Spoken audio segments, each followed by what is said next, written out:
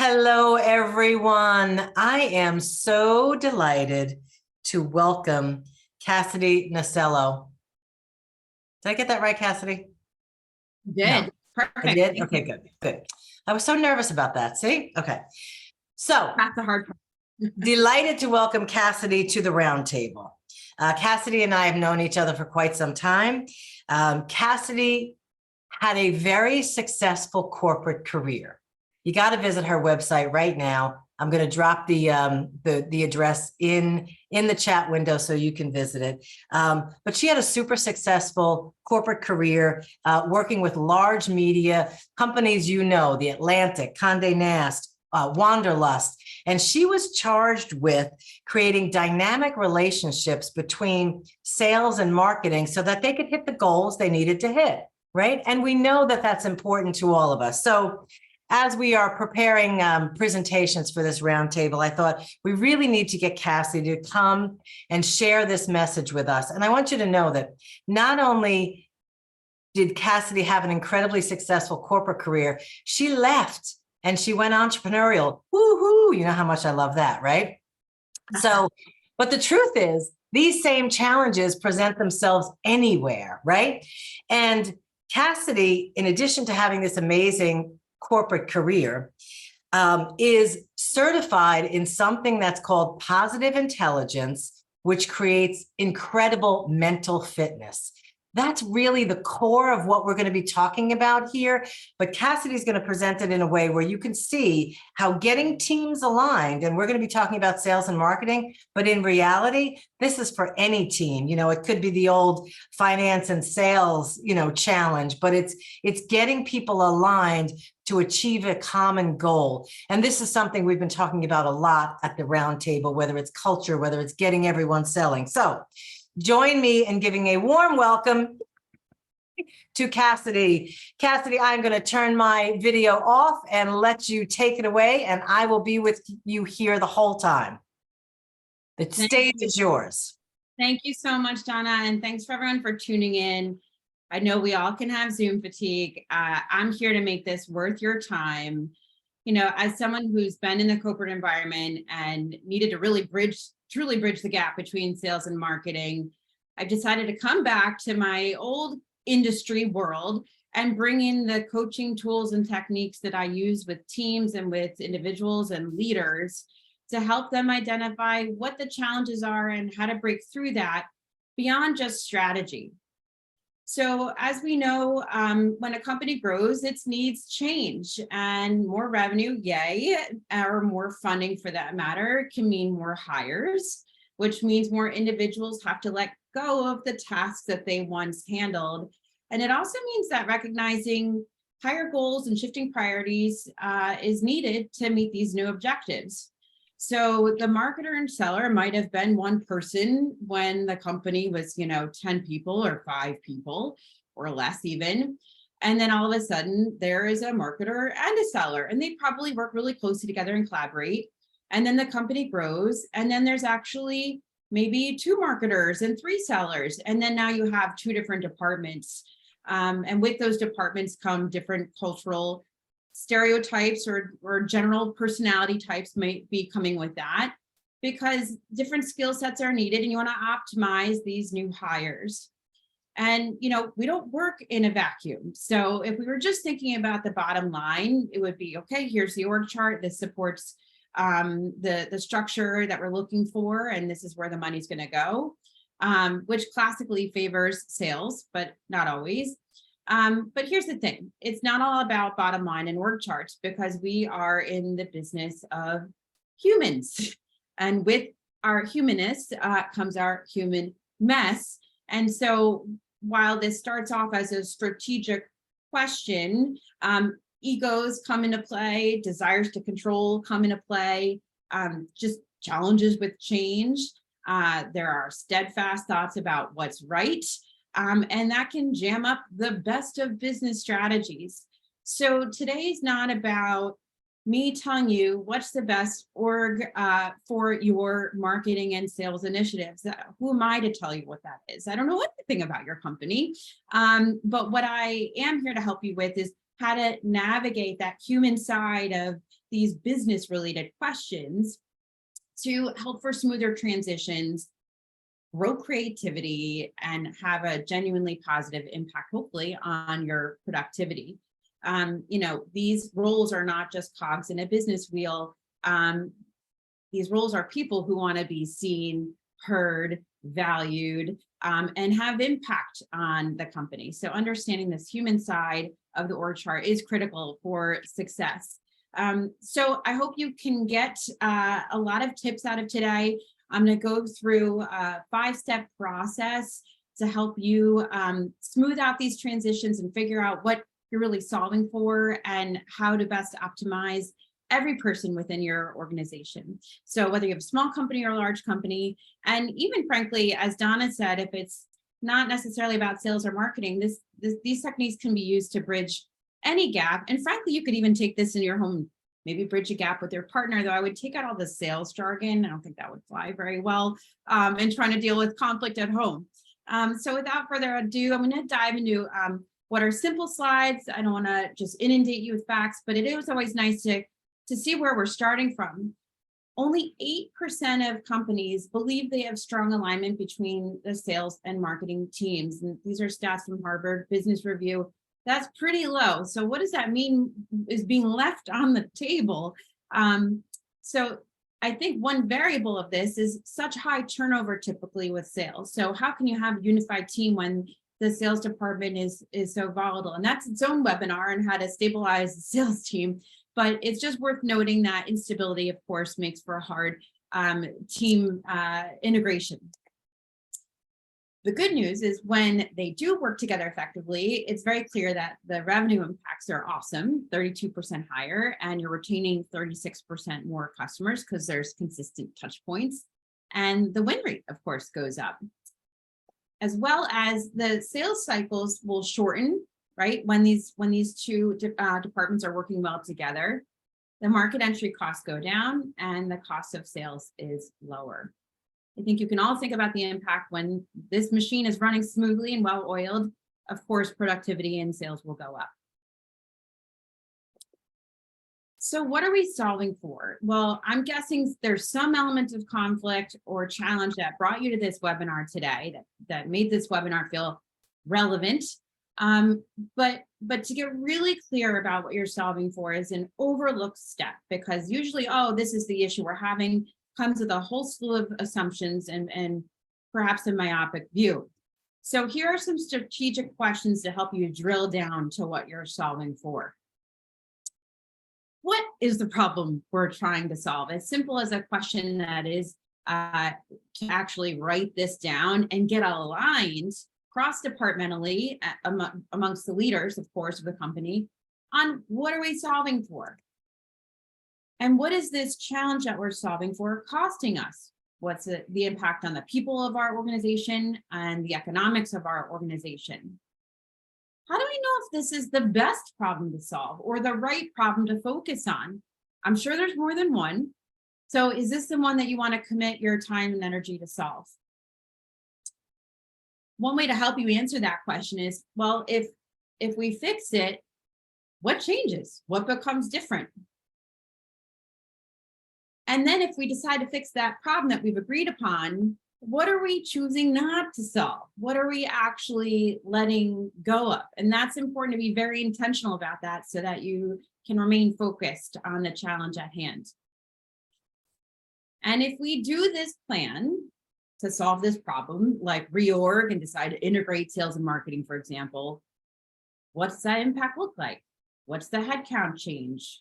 Is there redundancy? So really playing out the impact and understanding the ripple effect of solving for what you've decided X equals.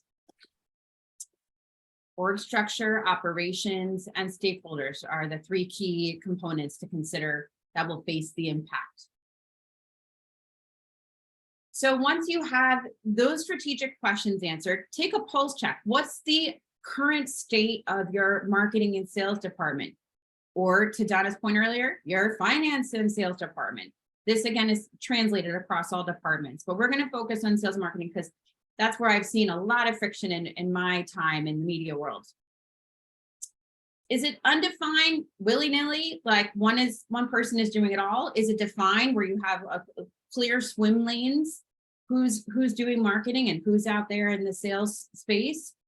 Perhaps it's aligned, or perhaps it's integrated. So aligned is agreed on the goals, but doing very clearly separate things.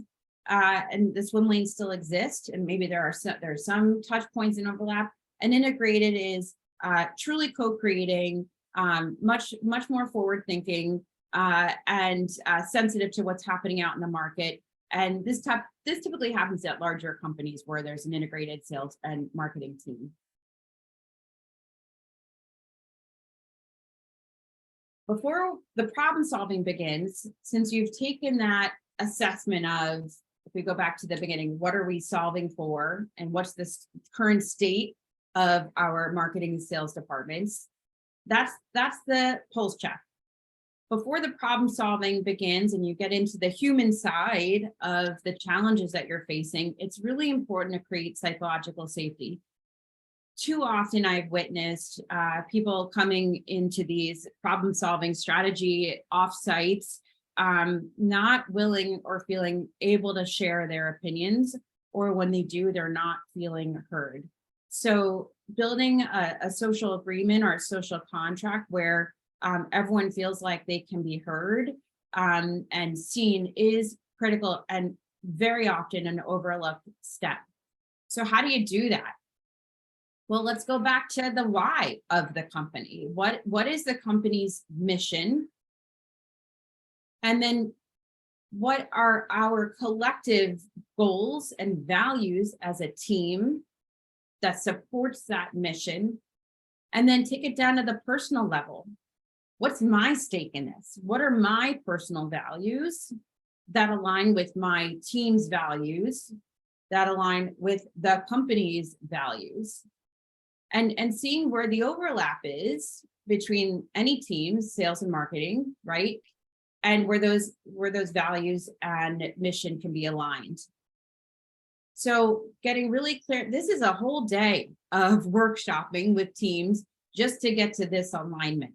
But it is worth it, because once everyone is clear about how their values support their team's values, which support the company's values and mission, then everyone is in lockstep moving forward together.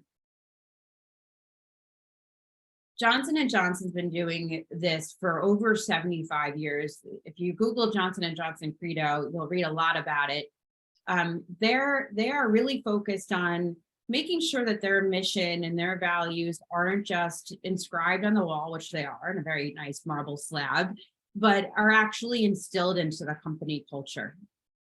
And they create a space where you can challenge anyone within the organization safely if they're not upholding one of the values. And it's called a credo challenge. So for example, I don't think, Donna, I'm making this up, but I'm sure, because I'm sure you would uphold this value, that you are not upholding the inclusivity value. And so I'd like to challenge you in this. And I can do that without worry, because it's coming from a good place, from good intentions, which have been agreed upon in our shared mission and values. And if you're my boss or the CEO, I should feel safe to do that. So creating this credo of, 10, you want to be able to memorize it to a degree, 10 shared values that we collectively decide to challenge each other on and uphold. Or if you're deciding on a new marketing initiative, does this uphold our credo of sustainability? Right? So this is really the anchor for everyone to come back to, or the compass, I should say, the company compass for us to look towards to make sure that we're all staying aligned. So what is your company credo, and how does your team and company values support that credo? How can you make that mission a living and breathing compass that you can consistently turn to stay aligned? So that's understanding the company, the mission, the values, the problem that you're trying to solve. But we are all individuals living and breathing within this company structure. So we have to know what our role is in all of this, right? and the good, the bad, and the ugly, right? So know thyself. And this is where that element of mental fitness comes into play. So let's say I'm a seller and I'm having conflict with a marketer. Let's say I'm high on high drive on success, and my marketer is very detail oriented and wants to make sure all the T's are crossed and the I's are dotted. Well, understanding that about myself, and that I can kind of get fixated on success over perfection, and that my marketer is maybe more focused on perfection and less so on success as in the sale. Well, that's friction right there, right? So knowing myself can really help me be more empathetic, a word that's used a lot, but I don't think embodied, always empathetic towards my marketing partner. So how do we know ourselves? Well, there's a lot of different assessments that can help you understand yourself. DISC is one of them, Myers-Briggs. Positive intelligence, which Donna mentioned, is a tool that I really like to use. And this helps you understand how we self-sabotage. And of the 9 identified saboteurs that we all have, we're all born with them, which ones tend to trip us up the most? So when you look at this diagram of the 9 different saboteurs, of course, there's the judge, which is like the mafia boss of them all. That's the voice that wakes you up at night and tells you that you're an idiot because you forgot to send that email again, or you forgot to write that memo, or you didn't issue this on the invoice, whatever. That's the judge. But the judge has 9 different minions. We all have all of them. And if you snap a picture of this QR code, and we'll also link to it as well, I can send you this assessment so you can see which of these 9 saboteurs ring loudest in your mind. So I'll use myself as an example. I come out very high on hyperachiever. So I am constantly moving my goalposts. Just because I hit my sales goal doesn't mean I hit my actual goals. So no time to celebrate because the competitor will just fly by me. So I'm going to keep gunning for the next sale. I also ring high on restless. So I'm going to dig 1,000 holes and hope I hit water, but probably not. So I've got a lot of irons in the fire, throw another cliche at you, which can be a lot to keep up with me. And I also have a strong controller, meaning, you know, I'm not going to delegate this to you because it's just better if I do it myself. So can you imagine if I'm a top seller or I'm leading sales and I'm letting these saboteurs dictate the way I run the sales department? Can you imagine how fun it would be to be working with me? And to those who I hire, who I think are like me, that would make for a challenging partnership with marketing, who, you know, might care more about the thoughtful details of a proposal, for example. So again, I hope this exemplifies why it's really important to know yourself and your role, and how you bring these traits into your job, and how they might not only affect your own productivity, creativity, and joy, dare I say, at work, but how that might impact that of your colleagues. So I love to take this assessment within the whole team, where everyone tells on themselves and shares their results of this positive intelligence assessment. And the psychological safety has to be there, though. It's not a tattletaling thing, because the beauty is it's like the common denominator. We all have all of them. Let's just see how our saboteurs interact with each other in a meeting, how my controller might impact your avoider. And I'm wondering why you're not participating in the meeting, because maybe you have a strong avoider. So see how this plays out in team dynamics and can really truly thwart creativity is critical. And it's really an awesome eye opener. But as we know, awareness isn't enough. Okay, great. You have a strong controller. I have a strong avoider. That doesn't make for a fun meeting. Now what? Well, it's important to know how to shift out of that hijacked, self-sabotaging state. And to first understand, this is a brain thing. This has to do with the geography of the brain.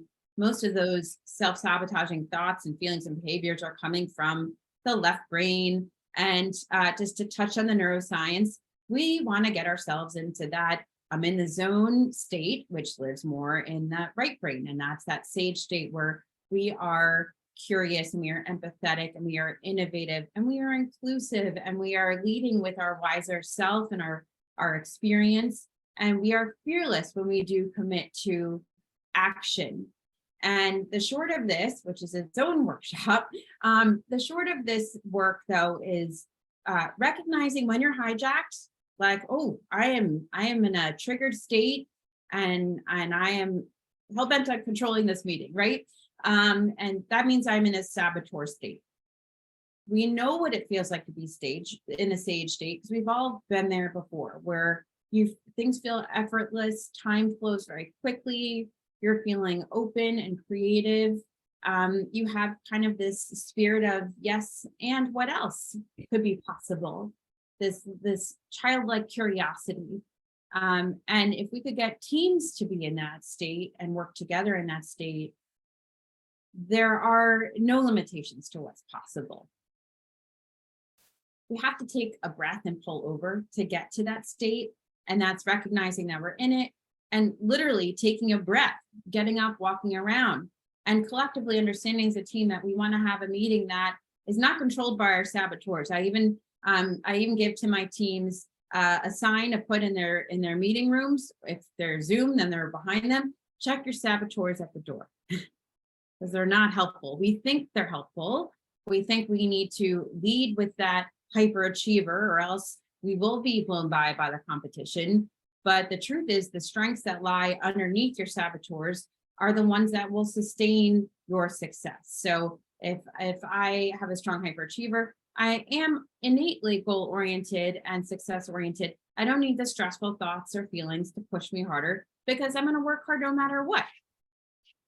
So recognizing that is also really helpful. So sage thinking, when you do take that breath and pull over as an individual and ideally as a team, is first, let me just understand where Sally's coming from in this meeting. Let me empathize with her that she's got a strong avoider and she might be a little bit shy about sharing her opinion. So let's write our brainstorming thoughts down and share them anonymously. And maybe we'll hear from Sally in a way that we wouldn't have otherwise. So thinking of creative ways to include people, empathizing with yourself. It's a challenging time. The market is challenging. This is tough. We're all doing our best. So just taking a breath for yourself helps as well. And then when it's time to assess a challenge as a team, be it what's the best org chart for sales and marketing or whatever you're trying to solve, what's the best go-to-market strategy, get curious, really get curious, because we tend to exclude a lot of options when we are, of course, leading with assumptions. So turn over every possibility like a child would a shell on a beach. That yes and culture really means that every idea has some validity. So a fun way to play this out is for someone to come up with a ridiculous idea intentionally, and you have to use a seed of their idea to create your next idea.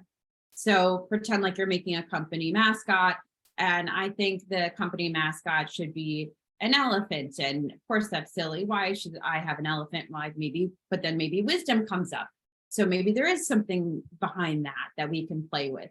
So assuming that everyone's idea has 10% of something good and beautiful to work with and building on that idea. So often we say, yeah, but, or no, but, and we know that yes, but means no, and you're shutting down creativity right away. So creating that culture of yes and is very critical.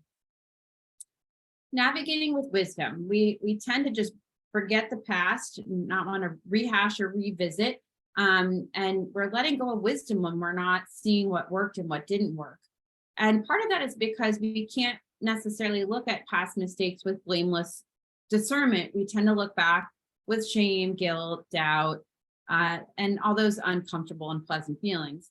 But if we could look back on mistakes that we've made as a company, decisions that maybe weren't the best or served us the best, then maybe we can use that wisdom forward. So again, those words, blameless discernment is really critical. And then we're using our experience to inform our next move. And then and only then can we really activate with fearless focus. The underbelly of this, though, is there is no wrong decision in anything, in life and in a company. Yes, are some decisions more favorable, improve more favorable outcomes than others? Of course. But what we need to understand is that every decision we make, all that does is it gives us data that informs us if we need to change that decision, pivot that decision, overhaul that decision, or continue to go with that decision. It's just data feedback we're getting. And yes, in a world of business and bottom lines, when there are stakeholder involved, we may have to move quickly in those pivots. But again, it's feedback when we make a decision so that we know if we're on the path that is the optimal path or not. So trusting in that can help us move through decisions with that fearless focus, because we can stay nimble and know and be accepting, again, with that psychological safety, like, oh, this didn't really play out the way we wanted. Time to pivot, time to come together again and pivot. So these are the 5 elements of sage thinking. This way of thinking in business is not possible if we're coming to the room with all of those nasty saboteurs that you saw on the last slide. So really important to know that you're coming to this space with this open mind and you're ready to proceed with this sage approach of problem solving. Clearing the air. Well, sometimes we have stories and assumptions that are kind of hanging over from the past with us. And so it's important to clear the air to be able to break through and really create a new way of approaching problems and a new culture within your company. So what are the stereotypes that you're all thinking about as you look at the sales and marketing gap?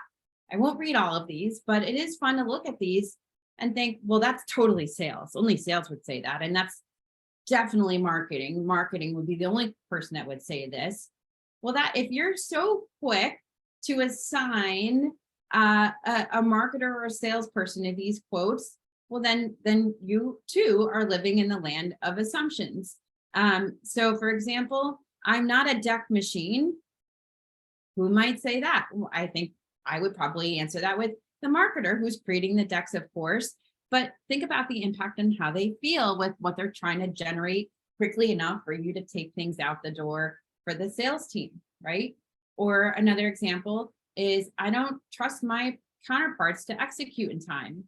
Maybe that's for the restless, hyperachieving salesperson who doesn't have the patience to wait for marketing to generate the materials needed to go to market.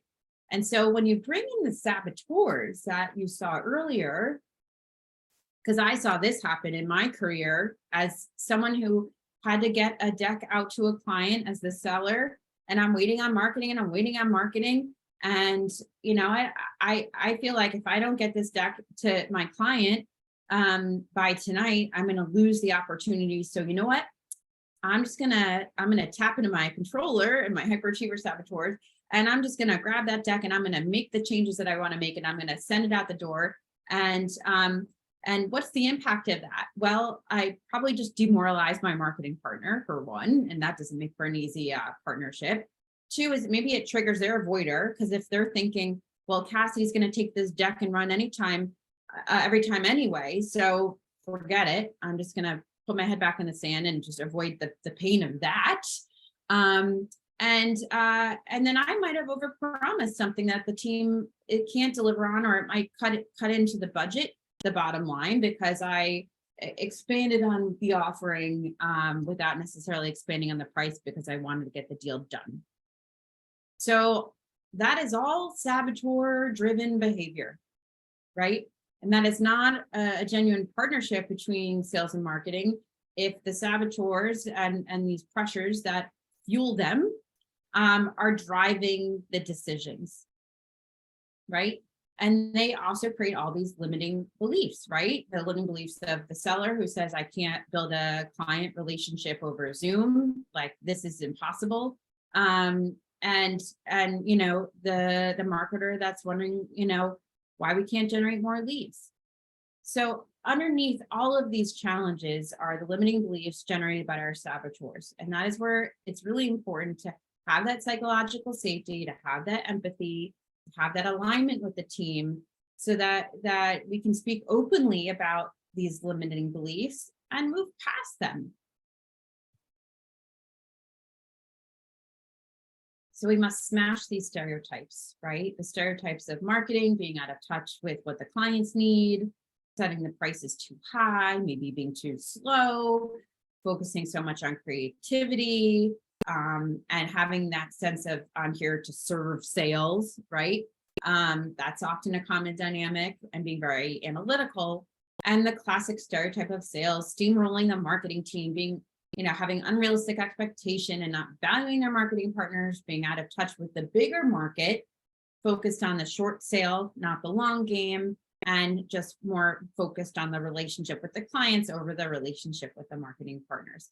Now, where there's smoke, there's fire. So I'm not saying like these aren't the feelings and we just have to, we can just obliterate them and they'll disappear. But what can we do to move past this? And that's getting clear. How does the marketing team really feel? How does my marketing partner truly feel? And what are their expectations? And the same for the sales team. That's how you move past those stereotypes to bridge the gap. This is a great way to move past those stereotypes. It's called the clearing model. I did not create it, but it's a fantastic process. And I love a good process where everyone can just point to the steps. And even if it feels somewhat robotic and awkward and clunky to work through a problem as a team with these steps, it eventually becomes quite natural and something that everyone can lean into. So let's start with the facts. What's the budget that we're working with to deliver something to the client?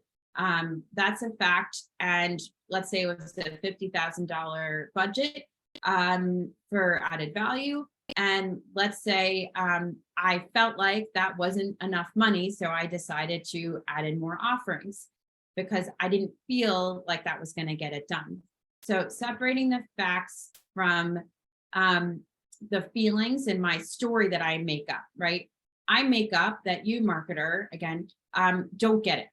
And I know what my client needs. So that's why I'm going to go ahead and change the offering. And that makes me feel empowered. And I lack trust in what you think my client needs.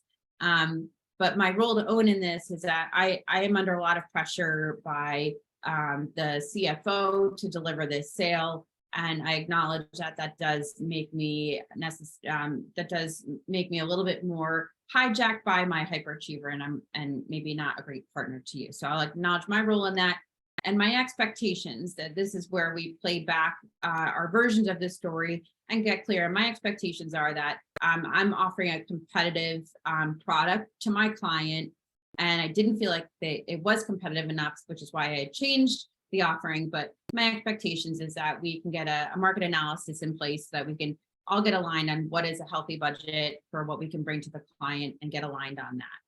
So this clearing model, you take this home and use this with your child or your partner and try it out. But recognizing the facts, the non-negotiable facts, the story that you create from those facts, the feelings tied to that story, what you're willing to take ownership for, and then a reset of expectations can help both individuals and teams move past any conflict in the workplace as well.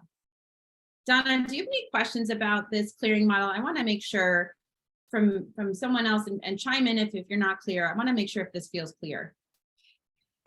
It does. I think that it's the type of exercise that you probably would benefit from some guidance in going through it the first or second time. And as I've listened to your presentation, when you wrap up and before we go to Q&A, I have a few questions, but I love the fact that you're giving us a process to look at it. And I think that,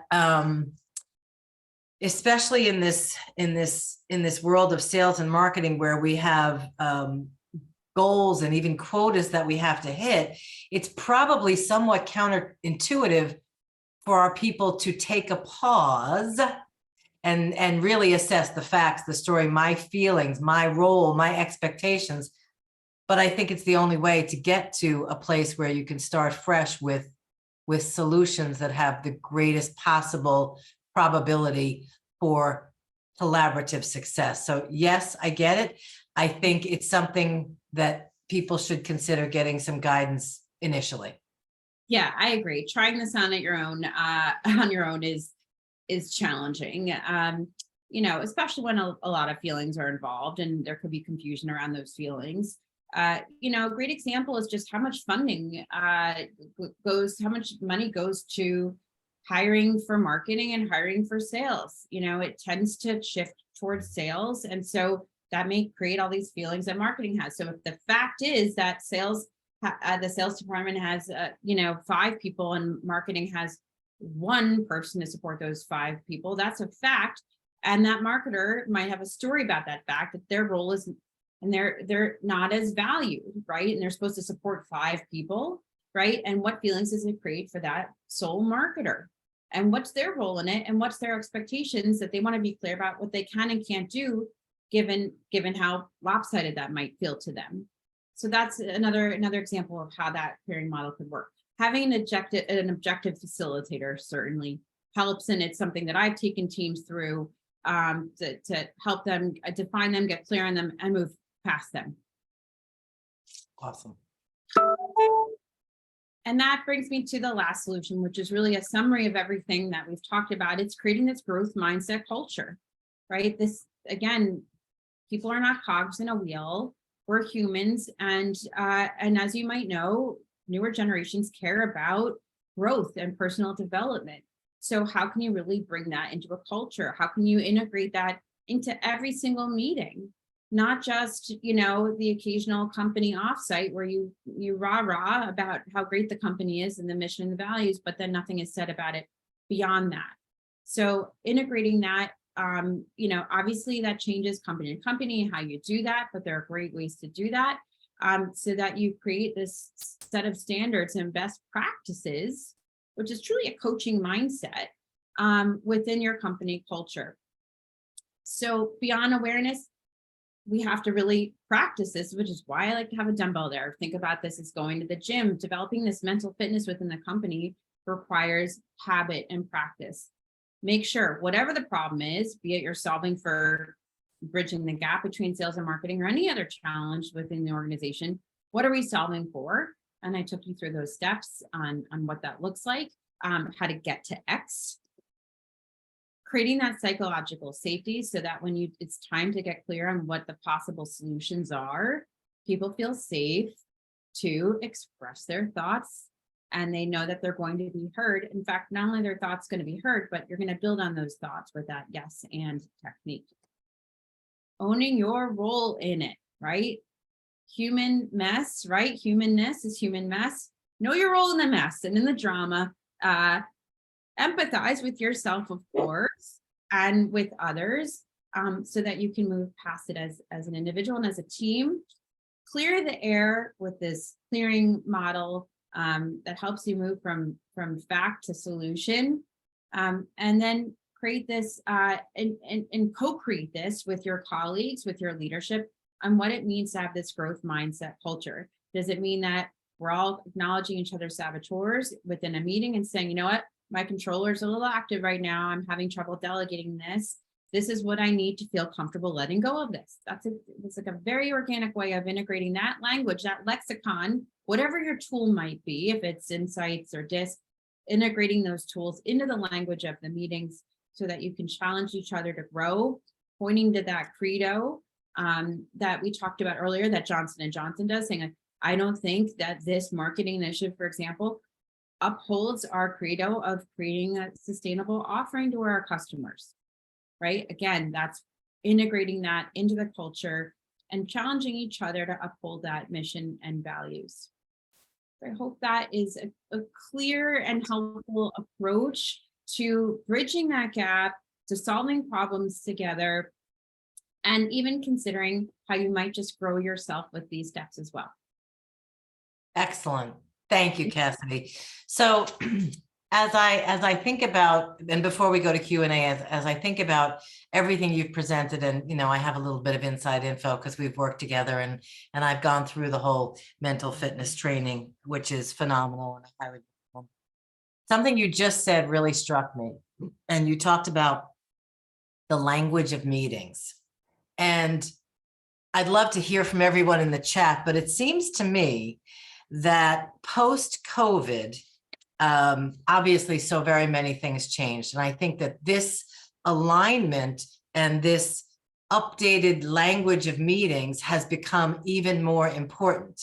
We have these remote workforces that, working remotely is great, but I think it does feed the disconnect because we're not in the same room. We're not overseeing or overhearing what other people are going through. So I wonder, Cassidy, in your work with your clients, how much this can help to bridge that divide of our remote workforces. So it's not just departments. I wonder if it's just workforces in general that we are updating this language of meetings. And even what I think I see, and this is the part I'd love to hear from the audience, is it's almost like culturally, corporate-wide, there is a greater amount of vulnerability in meetings. I think we're getting more real in how we interact with each other. I don't know if that's COVID. I don't know if that's younger generations. I don't know if it's what's being demanded, but I think this conversation that you're having today in the language of meetings and bringing our real selves into those meetings, saboteurs and all, and being aware is becoming more and more prevalent. Is that what you're seeing as well, Cassidy? Yeah, absolutely. And the challenge with that, there's a good and a bad. The good is we're being real and we're more unfiltered. The challenge is that what do you do with that realness if you haven't experienced it before and how to manage that? There's no water cooler to kind of chat it out at. So if you're in this isolated, 20-minute meeting and someone's landing hot with their controller saboteur, but without a language or a tool to work through that, that creates friction, right? And there's no space because you're also back to back in these virtual meetings. There's no space to necessarily connect one-on-one to work through that or want to. And so it's even more critical to create this open coaching kind of culture and conversation. So I'll give you an example of where I just saw this last week. My client said that her team came really unprepared to present their research to the marketing team. And she was really disappointed, and she went ahead and emailed them that she didn't appreciate how the meeting went, and it looked like last minute and unprepared, and the new GM was there. And so she said she set up a meeting with her team to basically wag her finger at them. And so I asked her, well, how do you think that's going to go? Right. So how can we create an opportunity from what feels like a letdown? And so the solution then becomes for them to co-create best practices around what it looks like to present data to the marketing team. And then have everyone on her team decide what are the most important components to share, what order should they be shared in, what are we leaving out? And that is now a template that they're going to use in all their future presentations to the marketing team to see if they should go to market with the product that they're creating. So that's that growth mindset coaching culture. But again, they need the language to understand if saboteurs were involved, which ones. They need the psychological safety to be able to even have the conversation about it, they need to own their role in it. They need the ability to clear the air so that they can move past that and be creative and productive together. Absolutely. Excellent. I don't want to take up too much of your time with my questions. So with that, let's go to Q&A. Thank you. Please.